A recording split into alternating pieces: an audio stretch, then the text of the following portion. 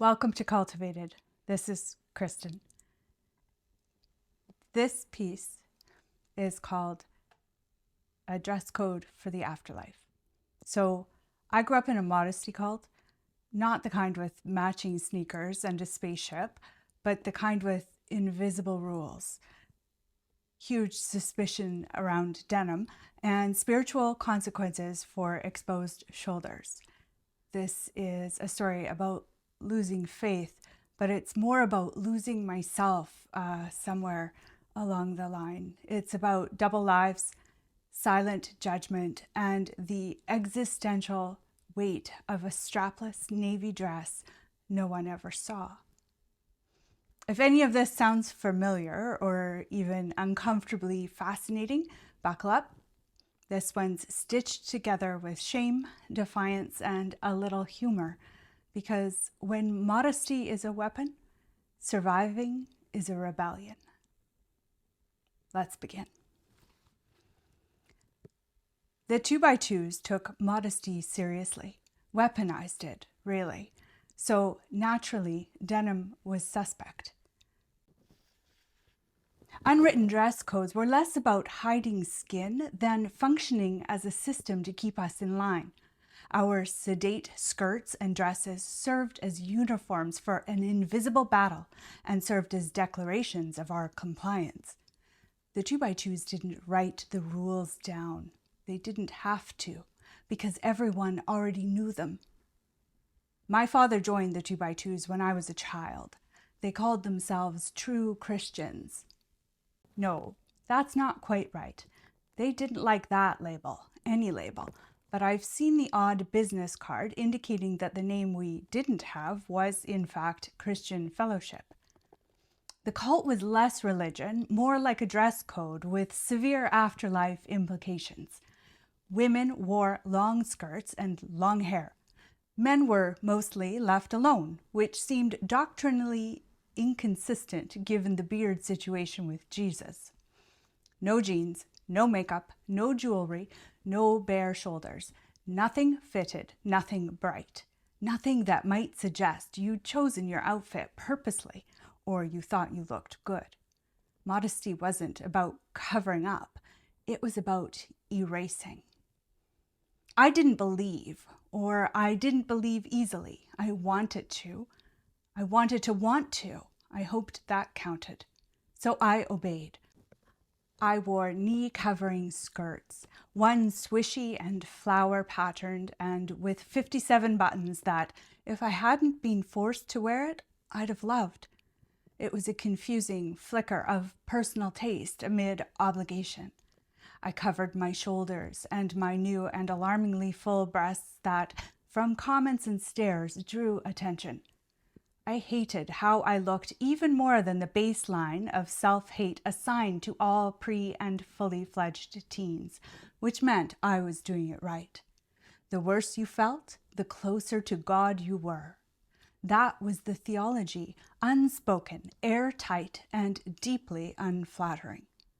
One spring, I wore a faded denim number to meeting. 90s long, light washed.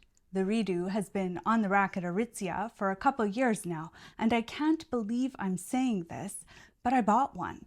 Maybe someday I'll ceremoniously burn it because I can't bring myself to wear it. Listen, I knew that wearing that fabric to a meeting was risky. Only the rebels wore denim, and everyone knew they were fast-tracking themselves to hell.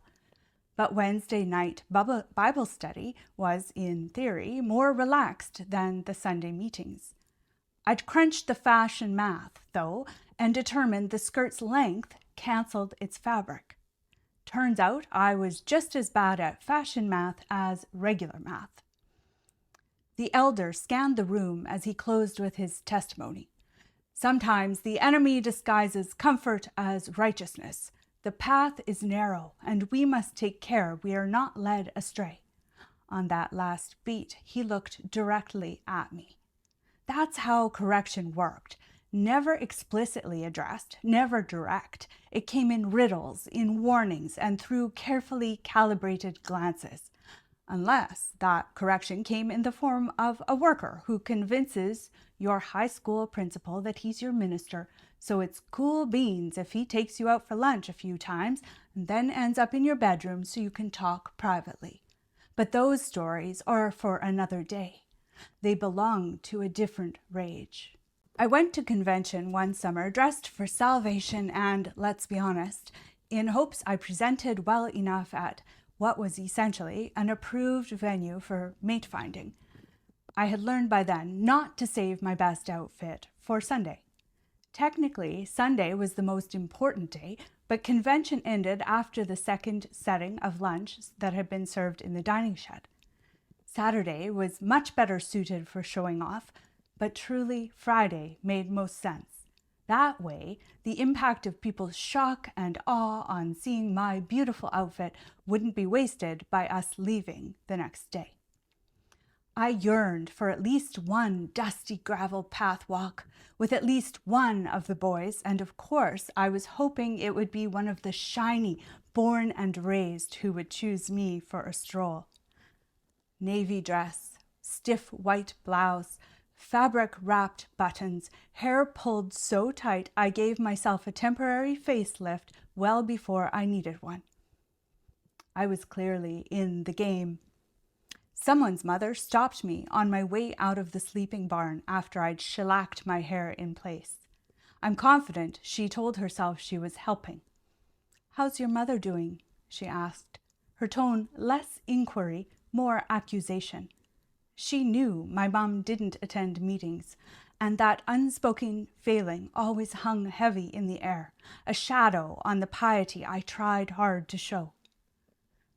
My hem hit mid-shin. My top's neckline sat just below my throat. Buttons and hooks pressed my chest into compliance. Every visible inch had been cleared by some internal modesty calculator I didn't realize I'd built. Still, it wasn't enough. Because it was never enough. The navy dress under the securely fastened and modest blouse, it was strapless.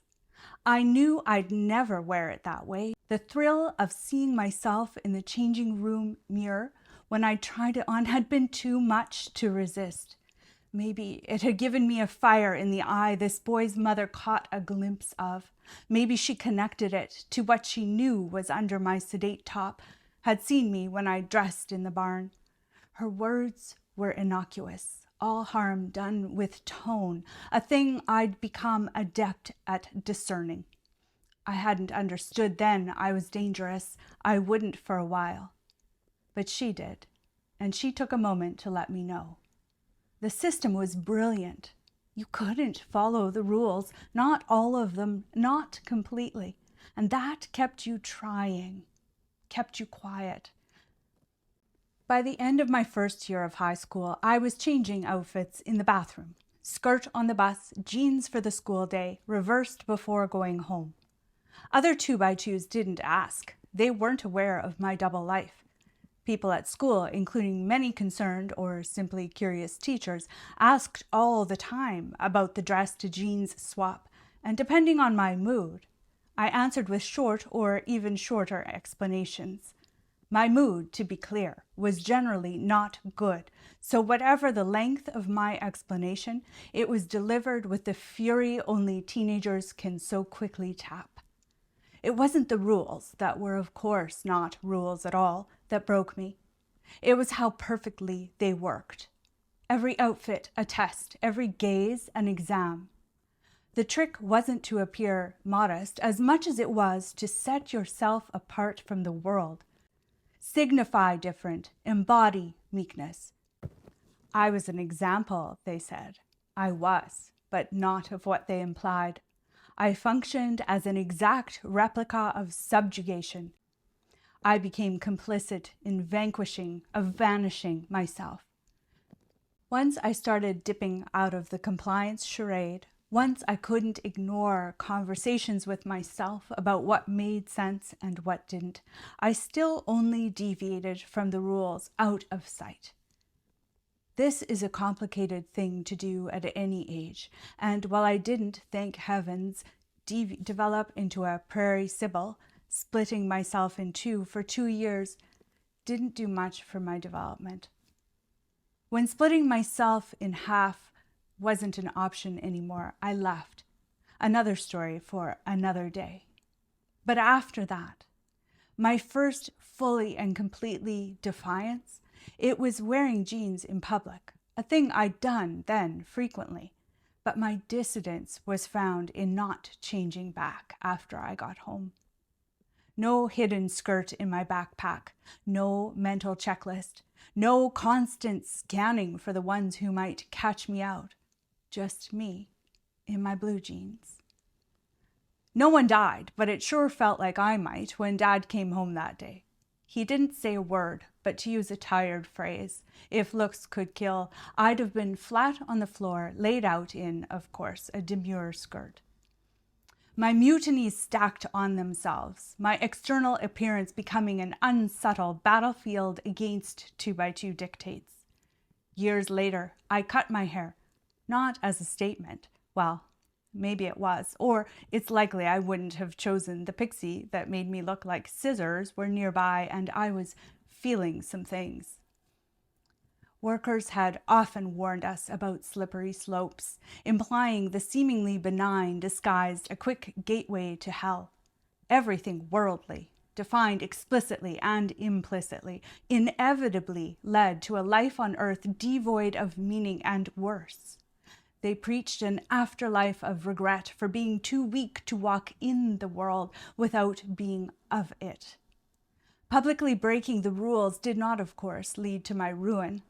It led first to relief, although that lightness was tempered by dragging what I knew was not sin, but felt like it, behind me, a small, heavy thing weighting me down.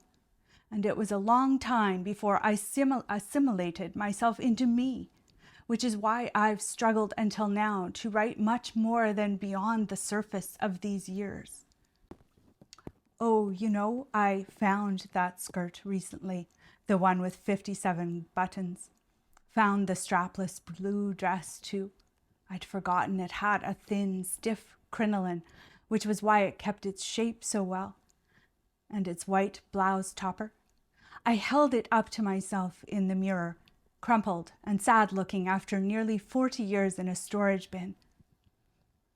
I saw myself at that moment, tired and pale, 51 and far from young, but I saw her in the mirror too. When she last wore that dress, she hadn't yet inhabited rage, but it was so close. It was so close to her. My heart ached for her, knowing what was coming and how hard it would be. But the tired face looking back at me, there was something important in it, and I'm glad I didn't miss it. Dark circles, yes, but that face was also free. For so many years, I'd always been slightly off, too much for the 2x2s, not enough for the rest of the world. I hovered, unbelonging, off balance, and dressed for a heaven I was pretty sure I wasn't interested in. That hovering has been hard to shake. Maybe it always will be. Secretly keeping a foot in two worlds messes with your sense of self, wrenches you into parts. And while I do what I can to stitch the fragments of those two selves back together, it's less kintsugi, elegant, radiant, touched by gold leaf and wisdom, than it is dollar store tape, unsticking at its edges. But maybe reassembly itself is an art form. Maybe it starts with cheap tape and shame and ends with something that catches the light, even if it's just barely. Anyways, this is the part where I'm supposed to ask you to subscribe, which feels gross and transactional and deeply beneath both of us, but here we are. If this landed or bruised you in some way that made you feel seen, please subscribe. It does help with the algorithm.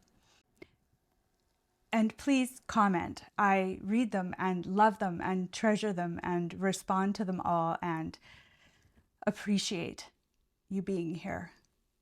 Thank you so much for being here. This is Cultivated with Kristen, and You can subscribe to this channel or head over to the Substack where these pieces are written as essays, and you're welcome in both places or either. And thank you. Thank you for being here.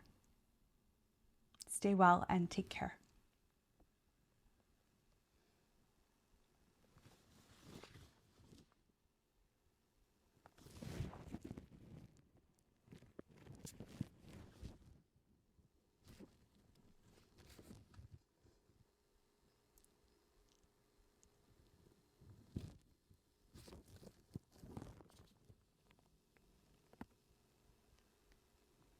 This is Kristen, and this is Cultivated.